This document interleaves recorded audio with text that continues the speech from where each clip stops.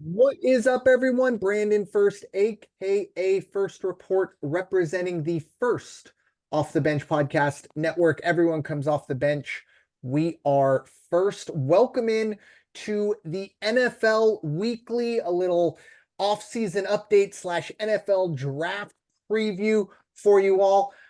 With me, as always, is my friend and co-host Raider Jim Martinez. You can find Mr. Martinez at Raider Jim 1090. How you doing tonight, sir? Hey, I'm doing great. Sun's out, baseball season, excuse me, the draft tonight or tomorrow, I should say, and NBA playoffs going on. What more can you ask for? It's a good time of year. It is. It's the kind of the sports equinox.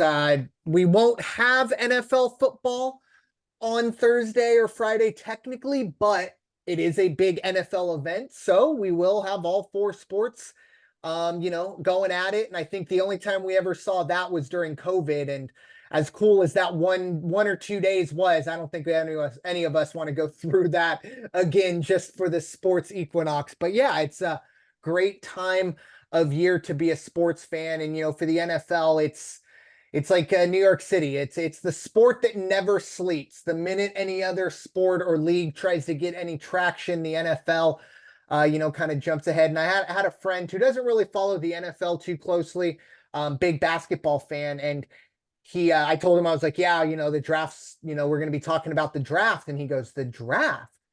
He goes, the NFL draft hasn't happened. I was like, no. He's like, Mm. the Super Bowl happened too much. I was like, I understand. Every other sport, and we'll take baseball out of it because the baseball draft is and the prospects and the levels it takes to get to Major League Baseball much different. But for the three others, it's usually, or the two others, I should say, it's usually 2 or 3 weeks after the season has ended. But no, not the NFL. They want to make sure that we're still thinking about the NFL in April, but that's kind of the main focus of this podcast, along with the free agency and some of the trade updates we have. But first and foremost, let's check in on our teams. And of course, if you're a first-time listener, I'm sure you probably already figured it out. Raider Jim, a huge Raider fan. He's going to get the ball rolling. Your thoughts so far of what we've seen in the offseason for your Las Vegas Raiders? Yeah, Raiders have been making a lot of movement all over the place. The things that really stand out for me is one, they finally parted ways with Josh Jacobs, and he gets to go play in the frozen tundra now, which that kind of leads into that's like a great segue. I should have made that last because one of your items you have down for today is did anybody improve or get worse by some of the offseason things they've done? I don't know what Green Bay was watching. I don't know why they think that guy is going to perform better on Lambeau's turf. Mhm. That's their signing now and not mine to worry about. It does make it seem to me, though, like for the Raiders right now, it is going to be running by committee. They don't have a standout that you can say that's okay because this guy's going to fill in the gap and lead them to the promised land. They will get there. I think they're going to be very successful. The standout, how did they get better? I don't know if Gardner Minshew makes them better, but he's got experience. Mhm. With that, compared with or teamed up with Aiden O'Connell, I think that's a good combination. There's all kinds of talk about who they're going to go after in the draft. We'll see if it's going to be a quarterback or not, but it couldn't be worse than it was last year for the quarterback position when they went with the Jimmy G experiment that was a one and done. I think Gardner Minshew is actually a little better than that option compared to last year.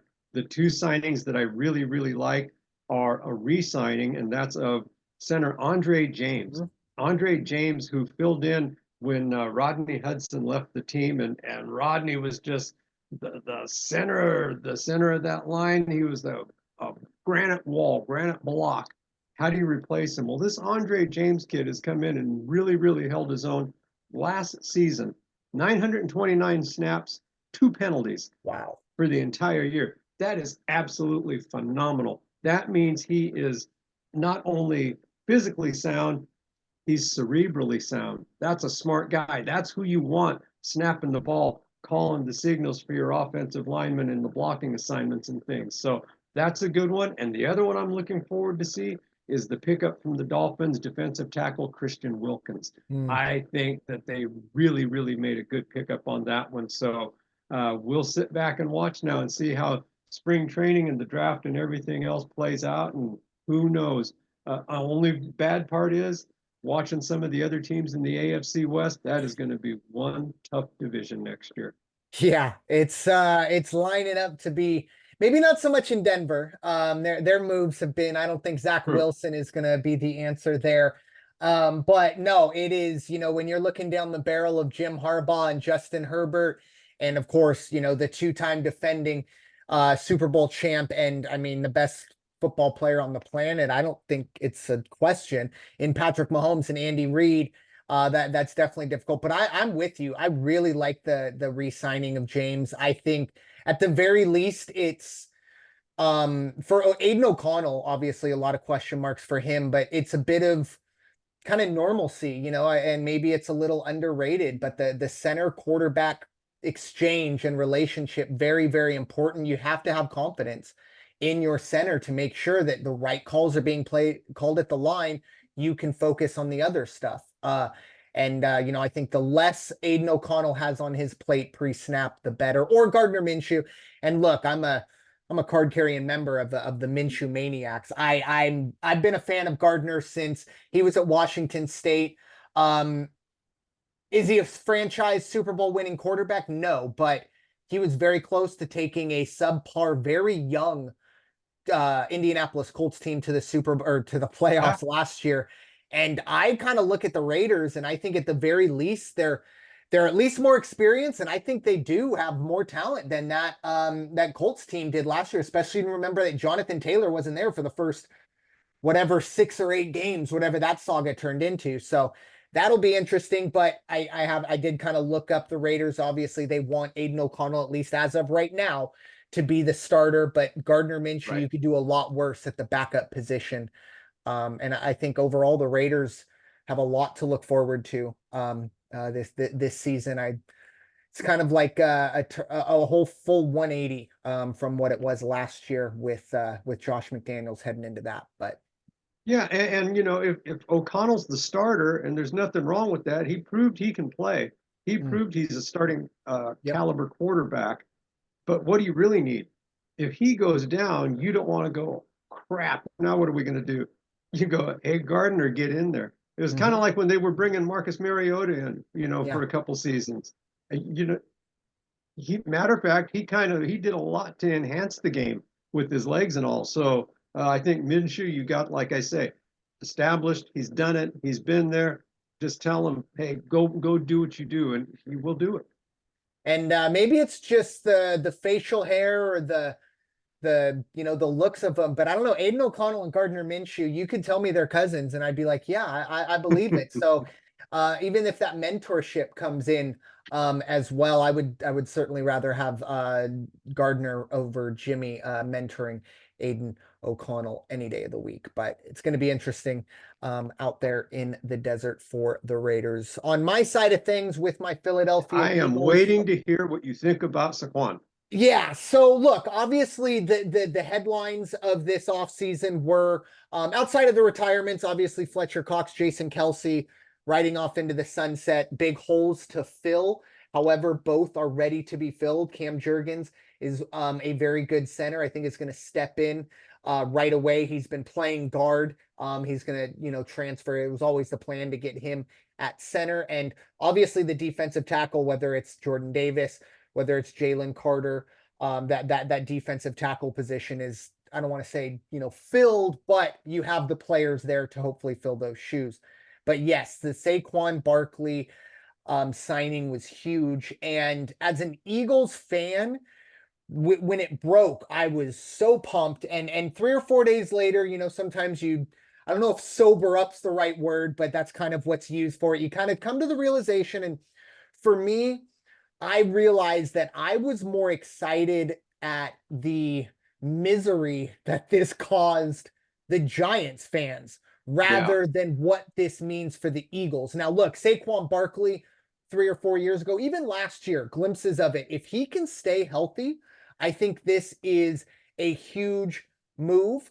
However, I do question the health, and you can talk about the MetLife turf, and I get that, I understand it, but we are talking about, and I'll put it in air quotes, an older quarterback or a running back. And there are questions, maybe the dollars and cents for some people, a little too much, a little too less. Who knows? It's not my money. It's never been my money. I have faith in Howie Roseman. It kind of goes back to the Sirianni saga of, will he come back? Will he not?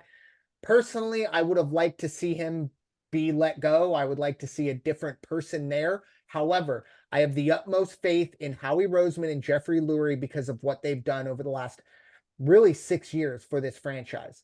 I've doubted them multiple times, and they've rewarded me with success.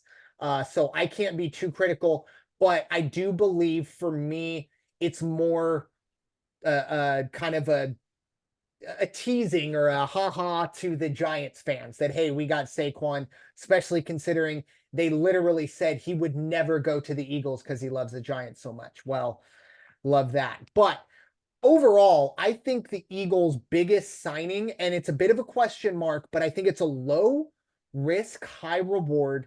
It's linebacker Devin White. I have been watching Devin White play linebacker since I want to say he was a true freshman at LSU. Maybe it was a sophomore, but he played. He was a 2 or 3 year starter at LSU. Obviously, a blue blood in the South, and he always caught my eye. I believe he went very high, maybe fifth or sixth to Tampa in that draft, when he was draft eligible. And I've been following him with Tampa. Injuries have slowed him down. There have been a little bit of question marks about, linebacker position, his ability and pass coverage. I get that, but this is such a massive upgrade for the Eagles at linebacker. The Eagles at linebacker were the worst all season last year. Not even the whole 6 or 7 game collapse. All season, the Eagles struggled at linebacker. Nakobe Dean coming back. I'm going to need to see a little more out of him. I gave last year a little bit of a wash because he was injured for most of his rookie year. So last year was kind of his rookie year. So I get that. I understand it. But this was the biggest weakness for the Eagles, and I feel like they addressed it. They did go out and trade for Kenny Pickett, which is interesting. However, I mean, if you could do worse as Kenny Pickett as your backup quarterback. Personally, I'd rather have Gardner Minshew. But they didn't really give anything up for him, and who knows? Maybe they can flip him if, once again, I don't like to put this into the universe, but it happens. If a quarterback goes down early in the season, maybe someone saw something in the preseason out of Kenny Pickett, and the Eagles get a 4th-round pick for him or something like that. I don't know. And the only thing I will say is if we're in week 7 or 8 and Kenny Pickett is starting football games, the Eagles are not in a good spot. I can guarantee you that. But, once again, that move wasn't made to challenge Jalen Hurts overall. But I do think you look at maybe the re-signings might be more, and CJ Gardner-Johnson isn't technically a re-signing. He took a year away. He is back. That will help the secondary. But Avonte Maddox coming back, I think is good. And one final run for Brandon Graham. He might get kind of lost in the shuffle of just Jason Kelsey and Fletcher Cox, but Brandon Graham, for me, is the most iconic player because of that strip sack of Brady in the Super Bowl. If that doesn't happen, I don't know. Maybe the Eagles don't win that Super Bowl. So one final run for him. He will retire an Eagle. Hopefully, he has a great final season. But I think for the Eagles, they kind of look around. Oh, and once again, not really a re-signing, but some big news. The Eagles to extend Devonta Smith. And I think when you look at the core of this offense, even if you think Jalen Hurts is overrated, you have to imagine Jalen Hurts, even the most stringent hater have to say, hey, he's an average quarterback. Well, he's got a lot of weapons around him there for the next 3 or 4 years. So we'll see how that goes. No comment on the AJ Brown trade rumors because I am not a believer in rumors getting started because someone follows or unfollows or changes an social media has its place, but to start rumors for me, doesn't make sense on a multitude of levels. But that's what I got for the Eagles. I think they have some holes to fill in the draft, which we'll get to in a bit. But I think overall, the Eagles have a very, very good team on the field. Hopefully, Nick Sirianni and company can get themselves together and we can all come, bring it back around and maybe have round 3 in the NFC of the Eagles Niners. But with that being said, we did just kind of talk about the overall or our team's free agent and off seasons. Now it's kind of time to take a look around the league. Raider Jim, your thoughts on free agency and kind of team building, even the trades as a whole, with some of the, any surprises, key signings, or any teams, you kind of alluded to it earlier, but any teams that got better, got worse, your thoughts? Building on one remark you already made, and that's Zach Wilson to Denver. I mean, Yeah. I don't know, I'm not trying to be critical to Denver. And you don't want to see Denver get too good if you're in the AFC West, but I don't know what they were thinking. I understand that there's talk, they may be looking quarterback in the draft, and at the same time, I've seen contrary. But there has been talk that perhaps Michael Penix, if he's available, they're going to go for him. Maybe Bo Nix. We'll see. We'll see what happens. And again, so if the mindset is bring in a Zach Wilson to be a mentor, okay, here, hold the clipboard and follow this guy around because he's been in the league. I can see that, but doesn't do anything as far as making their progress to get better for the upcoming season. The other one was just some of the surprising ones for me were, and this one made me smile, and I think we even talked about it as the season was wrapping up. Baker Mayfield, 3 years, Yep. $100 million. Woo! You have to tip your cap to Mhm. that guy. He just kind of rolled with it. He let the critics say what they may, let everybody just slam him. Then he went out, he did the job in Tampa Bay, and got rewarded for having thick skin and having that attitude that he's got. So good for him. Justin Fields, Bears to Pittsburgh. That's going to be interesting to see if that makes Pittsburgh a better team. I don't know. It's going to be interesting to see, but again, is it going to be a lateral move for Pittsburgh as far as productivity, or is it really going to be an enhancement? Surprising, the backup that they have signed for 1 year in Kansas City, Carson Wentz. Very interesting. And I thought of you when I saw that. I thought, oh Hey, well. hey, make your money, sir. I have They nothing got but the ring. respect They've for got the Carson Wentz. rings. Yeah, I So, have nothing but respect for Carson Wentz. I just don't want him on my team. and then some of the running back moves too. Like I say, Josh Jacobs to Green Bay. I already hit on that one. And as I look at some of the moves, even, you kind of touched on it with Saquon Barkley. Guy's been hurt the last couple of years at different periods, as has Josh Jacobs. What is the running back position these days in the NFL? It's not a franchise player anymore. I don't think. But you see the move of Jacobs, Barkley. That kind of makes sense because I just think he still has gas in the tank. The ones that surprised me, Derrick Henry. Derrick Henry had an off year last year to a degree, but to the Ravens, that might be a real good move for the Ravens. Joe Mixon to Houston. Mm. That seems like a real good move too. Those are the ones that really stood out for me, and just kind of a curiosity thing. Is like, gee, I didn't know he was still around. Drew Lock and Sam Howell, There you and go. there they are. Drew Lock ends up in New York, and Sam Howell ends up in Seattle. I think Seattle's going to have a pretty rough year coming up, but that's just some of my overall. There's so many moves that got made, but those Yeah. were the ones for the sake of talking right now that really stood out for me. Yeah, going back to the Justin Fields to Pittsburgh, I think their plan is to essentially, because they yeah, I guess they signed Russell Wilson. I'm trying to think because it wasn't a trade because Denver released him. I believe I have that correct. That had to be. Yeah, there's no way they would trade for his contract. Sorry. Once again, like free agency happens and 98% of free agency happens in a 4-hour span. It's wild, and it's same thing in the NBA. But anyways, yeah. So he signed, probably the league minimum. I don't have the number, but I really do think Pittsburgh says, look, Russell, for this year, we want you to essentially give all your knowledge to Justin Fields, and then next year the Right. Steelers hand the money or hand the keys over to Justin Fields and say, look, it's your contract year. You got 1 year, prove it. And go from there. And I think they gave up a late round pick, maybe a third, maybe a fourth to get Justin Fields. And I there are parts of Justin Fields' game that I watch and I go, that might be the most incredible athlete I've ever seen.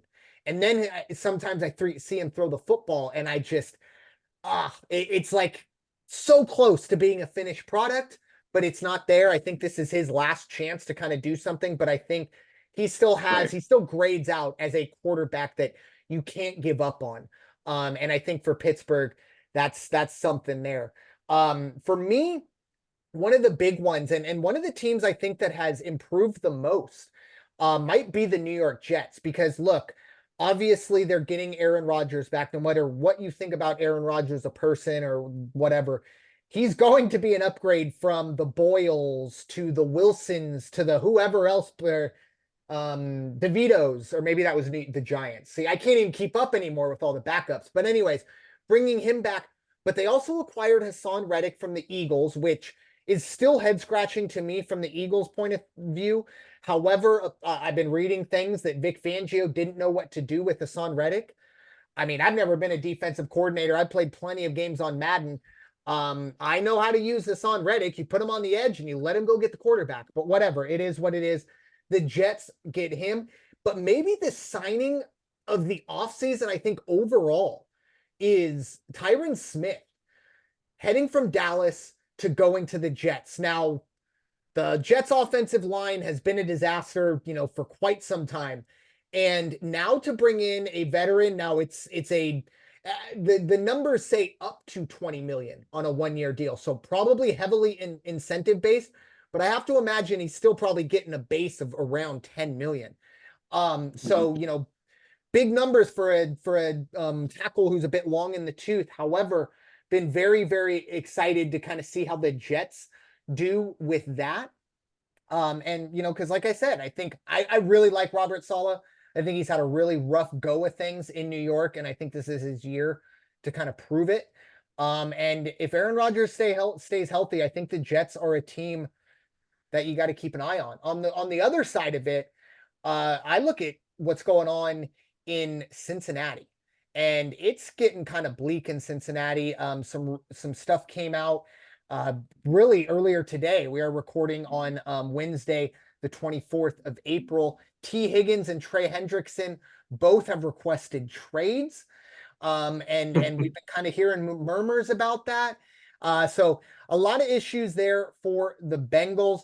But going back to the teams that got better, I think the team that for me that has improved by far the most and might end up being the offseason that we look back on, but it's a team you already kind of mentioned, and it's the Houston Texans. Not only did they bring in Joe Mixon, not only did they hit a home run, it seems, with CJ Stroud and D'Amico Ryans at the head coaching position, but to bring in Stephon Diggs. Now, with that being said, you got to be a little careful. I think Stephon Diggs is, top 10, top 15 wide receiver.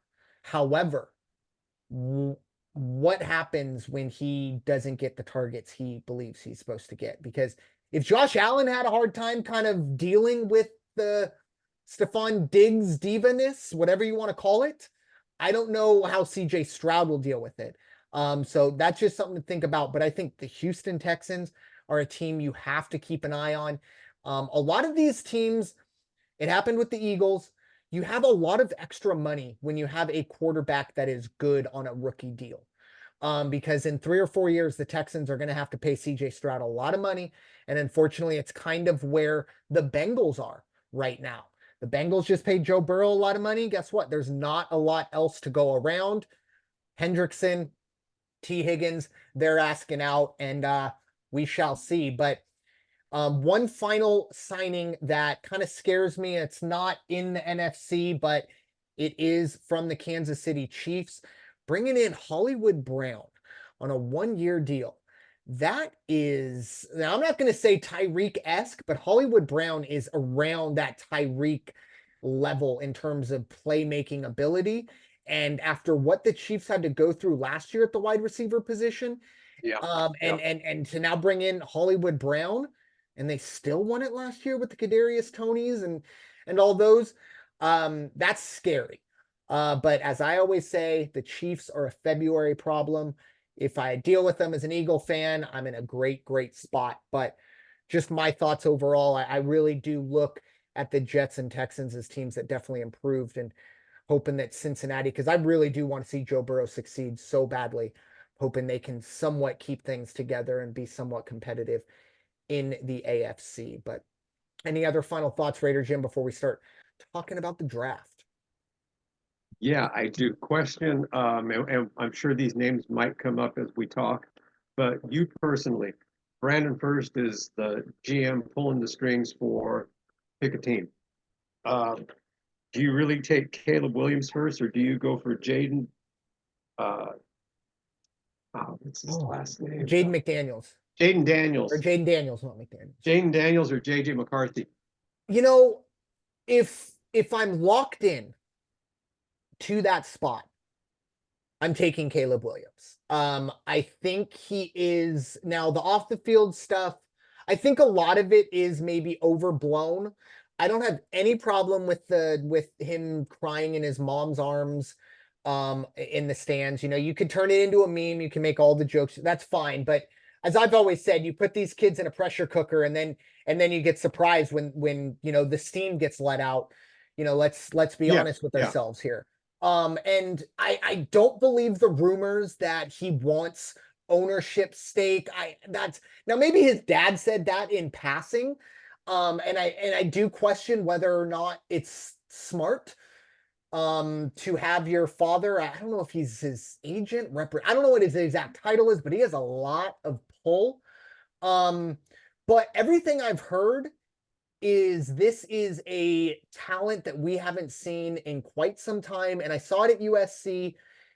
I think he tried to do too much down the stretch, just because that team unfortunately wasn't very good, and he felt like he had to thread the needle. I felt like I kind of saw the same thing with Sam Darnold, but it was glaring that Sam Darnold had major deficiencies even in college. I called that. Caleb Williams, I think if you get this kid's head screwed on right, and once again, I don't even know if it's not screwed on right, but if it's screwed on right, I think this is a home run type quarterback. I don't like the Patrick Mahomes comparisons because that's not fair to anybody involved. Right. I did see someone say he's a taller Kyler Murray, which I don't know if that's a backhand at Kyler, but I could see that. I don't think he's nearly as athletic as Kyler, at least the speed wise and stuff like that. But if you are a little bit taller, that's where you would kind of leave it. I do think that Caleb Williams is going to be a very good quarterback. Do I think he's a bona fide, surefire Hall of Famer? No, but I think the Bears are getting better. Now, on the flip side, that question you just asked, if you'd allow me, I've been seeing some quote unquote, now we don't know if these trades were actually given, but I heard that the Commanders wanted to trade up just from 2, and they were going to give 2 first-round picks over the next 2 years to just go down 1. I would do that in a heartbeat because I do think Jaden Daniels is also a good quarterback. I don't think he's the finished product that Caleb Williams is right now. He might have a higher ceiling, I don't know, but Caleb Williams can step in, and I think he's a top 20 quarterback in the NFL tomorrow if we played. Jaden Daniels, not so much. All the tools are there. He's got to get used to that speed of the game. And with all due respect to Jaden or JJ McCarthy, I don't see it with JJ. And maybe it's and a lot of this is the Zach Wilson effect. I fell in love with Zach Wilson watching him make that one throw on that pro day. And everyone who's a football fan knows what I say when I say that one throw. So I've had to kind of take myself back. I like to look at the game film more than the combine and the pro day film. All these guys can chuck it 70 yards. That's why they play D1 football. JJ McCarthy, and a lot of it is he doesn't have a lot of deep ball film because guess what? Michigan doesn't play the deep ball game. So maybe There that you hurts are, it right? in my eyes.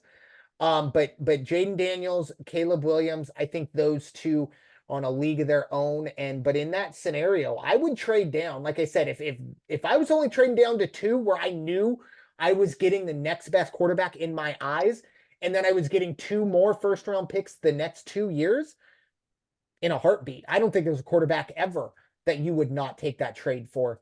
Um, that's just my thought. I don't know your thoughts on Caleb.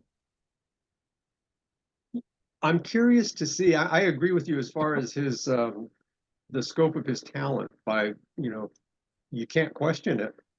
I'm going to be curious to see as an organization, will we be looking at halfway through the season or 2/3 of the way through the season and saying, it wasn't Fields, it was the Bears.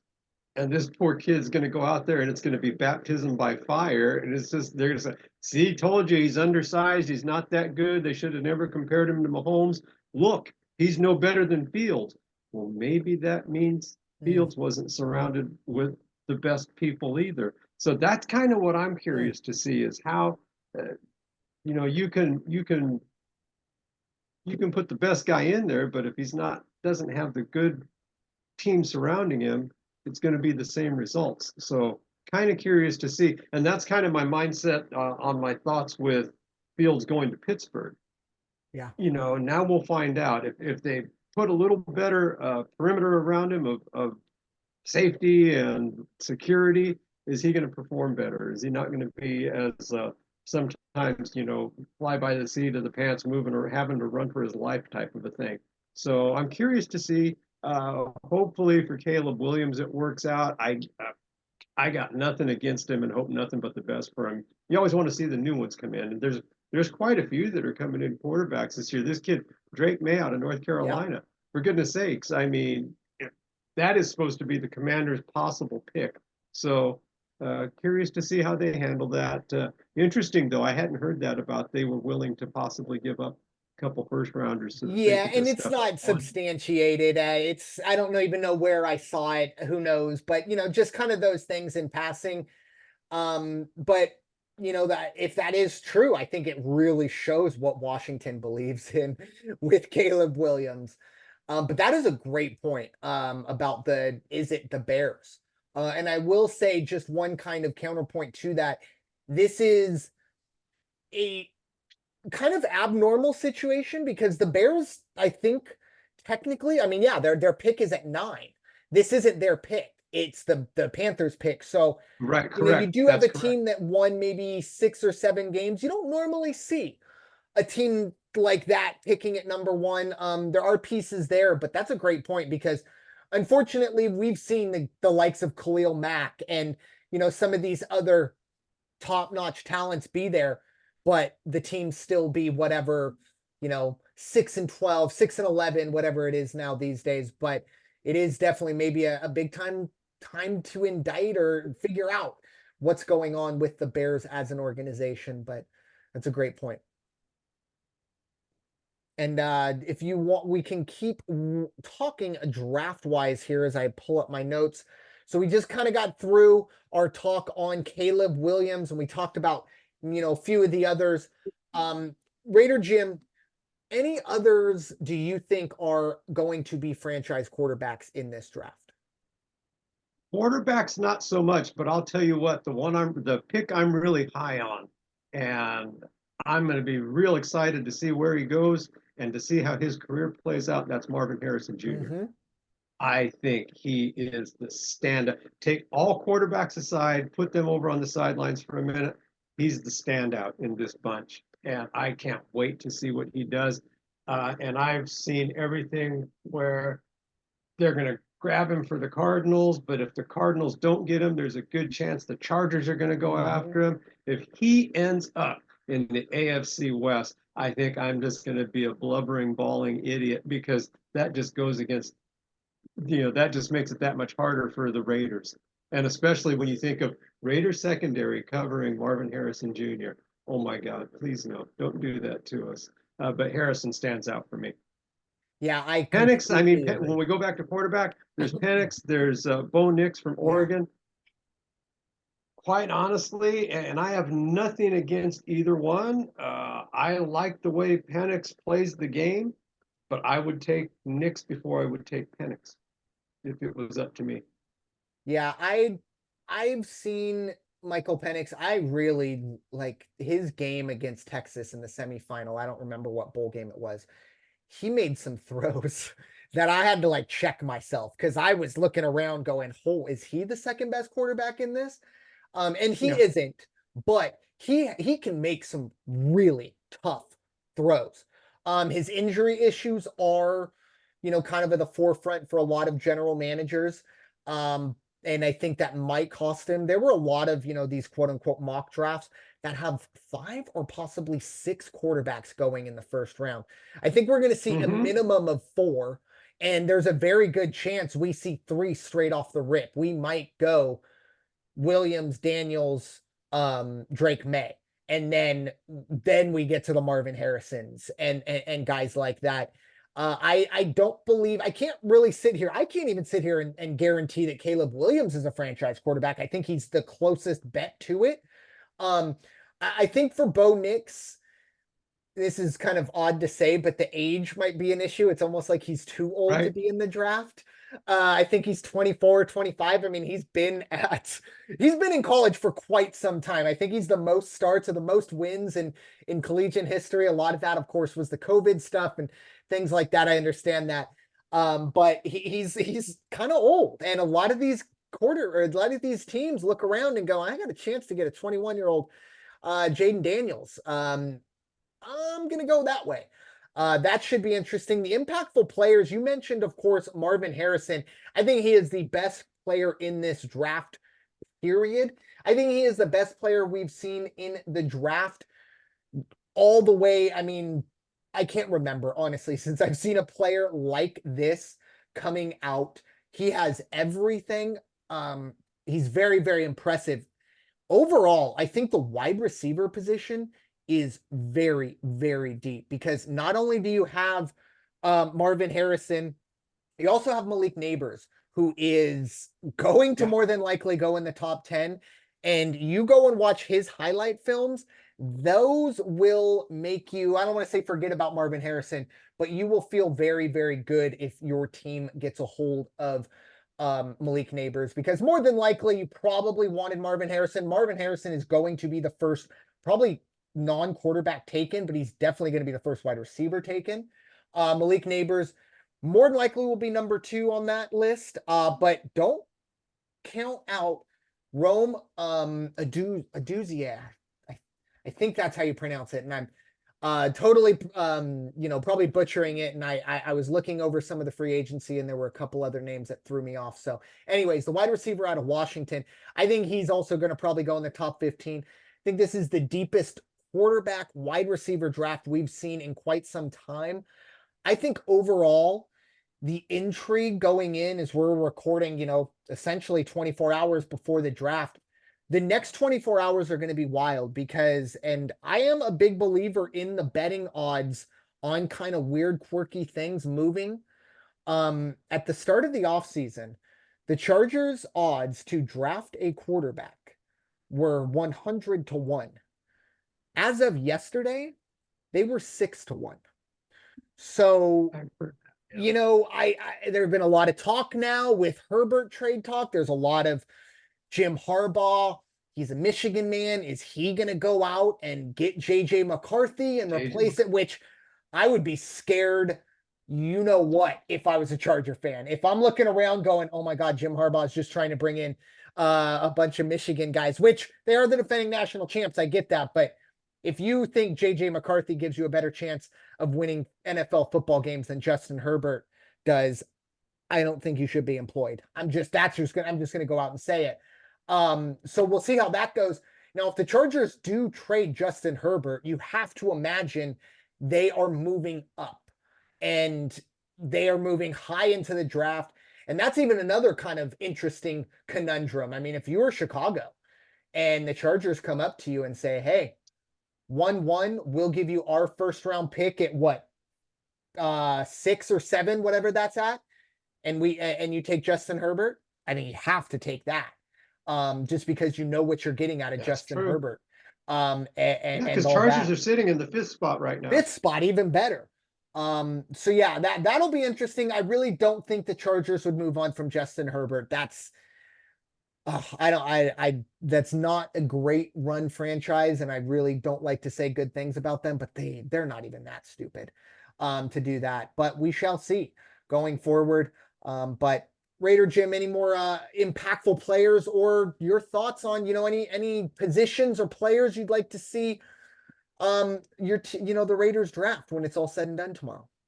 Well, I just have this thing for the guys that don't get all the to run with the ball, to have the ball thrown to them, the guys that aren't the glitz and the glamour. I'll tell you what, Joe Alt out of Notre Dame, that young man, that is probably the best offensive lineman out there. Just like I was high on their tight end last year and said, if I was the Raiders, I'd go get the tight end, and they did, and he didn't disappoint. This Joe Alt kid, 6'9", 321 pounds, and he looks like he's got very little body fat on him at that. I mean, this guy's a beast. I'm a quarterback. Hey, that's great, because they will have him on one side, and on the other side, the name escapes me, the young man they took last year. Also a big Mm, All-American. Uh, so, I mean, you talk about the safest quarterback in the league. It's Tennessee for sure. I've got him on my list. Who's the other one that I saw that was, actually, now see, here it's so funny to watch.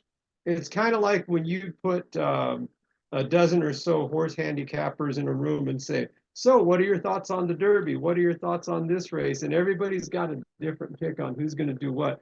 I keep seeing Michael Penix. I've seen Penix. That's who the Broncos are going to take.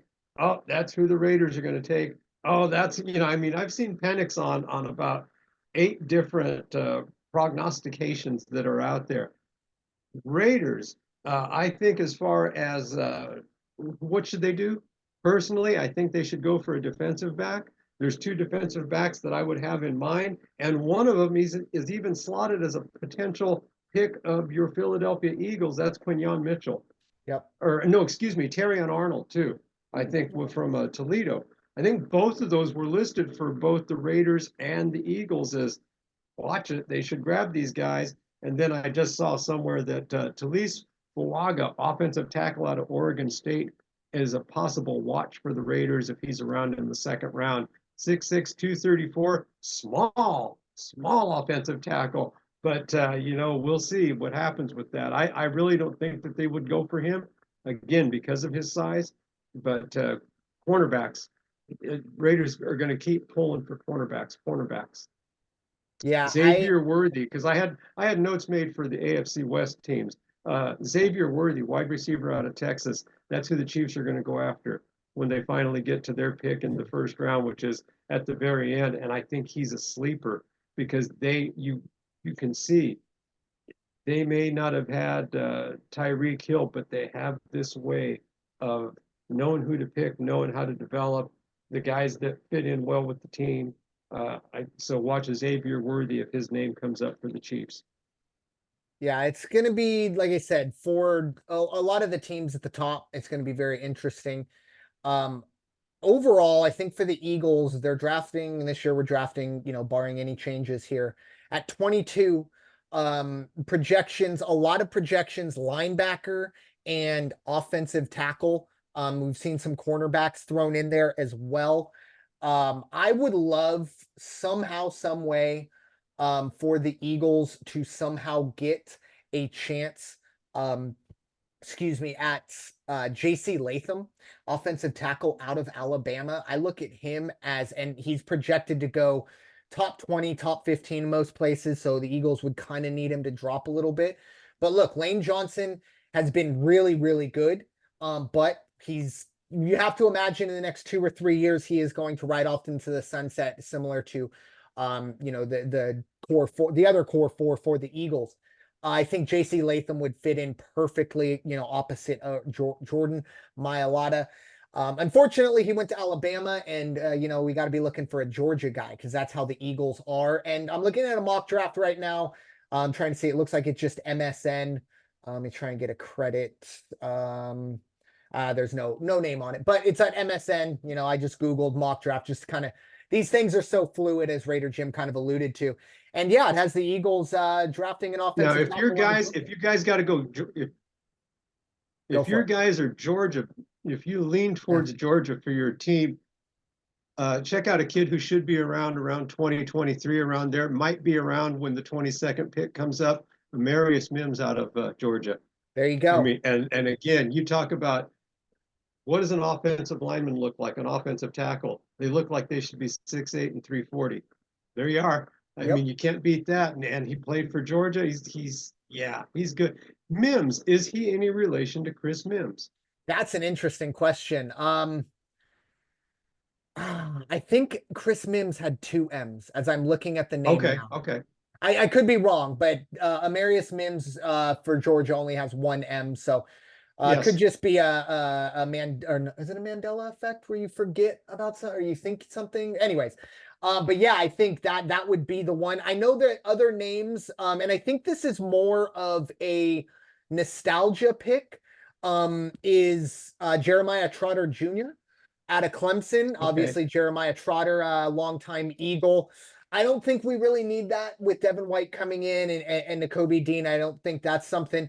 One other name I do want to throw out there, and it is a Alabama guy, so probably not going to go that way. Remember, we're sticking to the Georgia side of things, but someone that I would like to see, defensive back Kool-Aid McKinstry. Not just because I love the name, but he was a fantastic defensive back at Alabama, and I think he could fill in or slot in for the Eagles.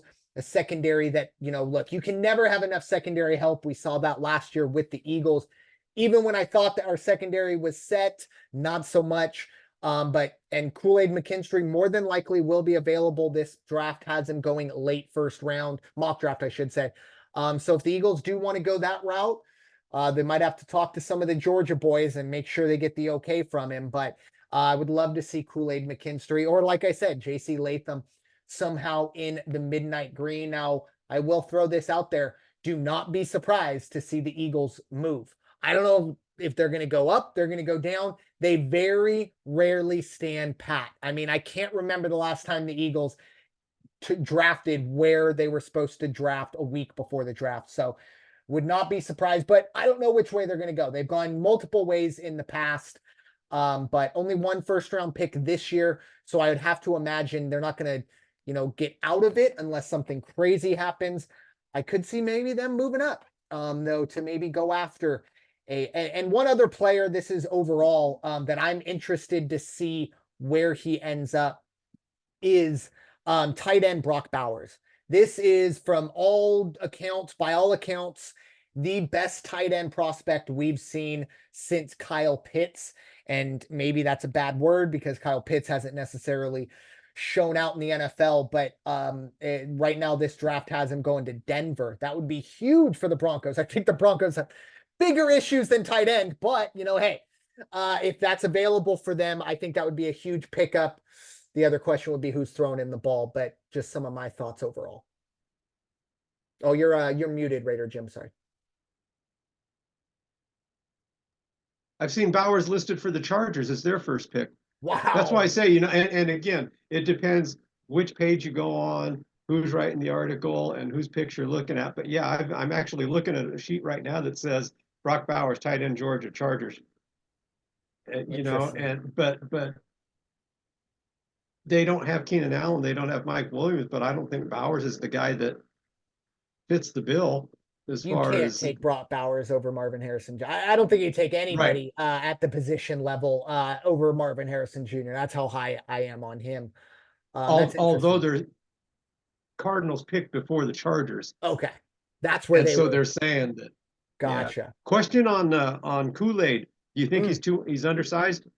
Yeah, that's good. He is undersized. Even when you saw him in college, he was undersized in college. 5'11" in cleats.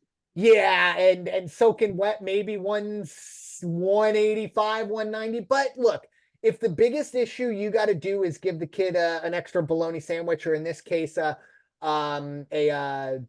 excuse me, Philly cheesesteak. Um, I think bigger issues, but I do think he has the athleticism. And now I wouldn't, you'd have to kind of play it a little smart. I don't think he's a guy that's going to cover the number one, even at his ceiling, just because look, he can't go 1-on-1 with a 6'4" plus. You're just not going to be able to do that. So he might have to be slotted in as a quote unquote slot cornerback. And maybe it's not great to take that so early.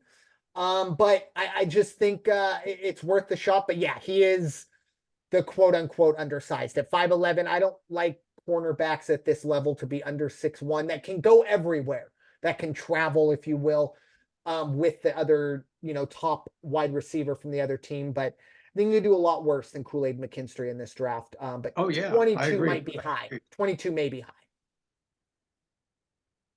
But any final thoughts there, Raider Jim, as we wrap up this edition of the NFL Weekly?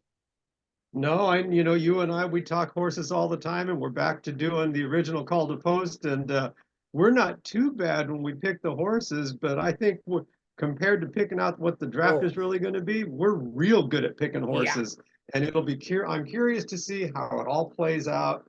I hope the Eagles end up having a great draft. I'm going to be curious to see now, do they move up or down?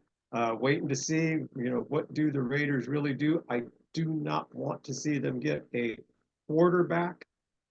Leave that intact. Go for another lineman if you want to.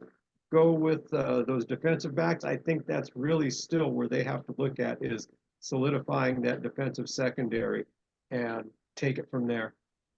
Yeah, it's gonna be, this is the most intriguing draft I can remember, maybe going back to the Eli Philip Rivers one, where it was, a big question of who and where and all that stuff.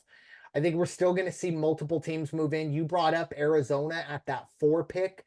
A lot of chatter. I think most people expect that to be traded away. Just because they have Kyler, and I mean, I'd still take Marvin, but there are going to be teams like Minnesota, maybe like the Raiders, maybe like Denver, who want to slot Yeah, into that 4 to get a JJ McCarthy, a Bo Nix, a Michael Penix, whoever that may be. Essentially the 4th best quarterback, because I'm pretty sure the top 3 picks are all going to be quarterbacks. And then it's just a question of whether or not it's Arizona that stands pat. But my final thoughts, I want to talk to you all about some sports justice. We got some today. And I'm not just saying that because I'm a USC fan, but the Heisman, whatever committee or whatever people, whatever it is. Maybe it's the statue. I don't know. Maybe the statue came to life and talked today. I don't know what it is, but justice was handed out as Reggie Bush was given back his Heisman, which maybe, you could argue whether or not it was right to be taken from him or not. I mean, goodness gracious, OJ allegedly may have killed someone. But he didn't get his taken away. He had to sell it, but that was different. But Reggie had to get his taken away because his mom had some rent paid for him for maybe a few years, allegedly. But that was all restored. And now, while I have to imagine most people always viewed Reggie Bush as the 2005 Heisman, I don't think, it's not like the Heisman committee got the Men in Black things out and gave us all a little zap and we forgot that, oh, we just must not have had a Heisman in 2005. We all knew Reggie won the Heisman. We all knew that he deserved it. And obviously, it's special for me, a USC fan, a native San Diegan. Obviously, saw Reggie Bush. Still one of the more impressive situations. Didn't see him live, but I saw him on TV play at Helix with Alex Smith. He was on another 4 or 5 levels with the best players. And then to see him go to USC and do his thing, win national championships, and then, of course, win the Heisman. Obviously, it didn't end well with all that being said, but today all that was restored. So just want to mainly say finally, and just another opportunity to congratulate Reggie Bush, not only on a great USC career, a great NFL career as well. And a really, really, from everything I've heard and seen, a very good guy as well. So glad to I see that I some happen to know a sports couple justice. guys who played at Helix with him. Oh And they boy. said, yes, he was absolutely nothing but a teammate and a team And player. And it's hard to be humble when you're that good. I'm telling you, go Google. If you're not familiar with Reggie Bush in high school, go Google his highlights and ask yourself, would you be that humble at 18 when you're that much better than everyone else? I know the answer to mine, and it's not yes. But anyways, with that being said, thank you all so much for listening to this edition of the NFL Weekly here on the First Off the Bench podcast network. Everyone comes off the bench. We are first. It is time for you all to go wash your hands and stop hating everybody. We'll talk to you all very And soon. if I may interject one Yeah. more thing. Yes, sir. On this eve of the draft, this is April the 24th. We would like to wish all of our Hebrew friends a blessed Passover. Amen. Thank you. I was not You aware of bet. that. Perfect. That's Raider Jim coming in clutch. So with that, thank you all. Take care. We'll talk to you all very soon.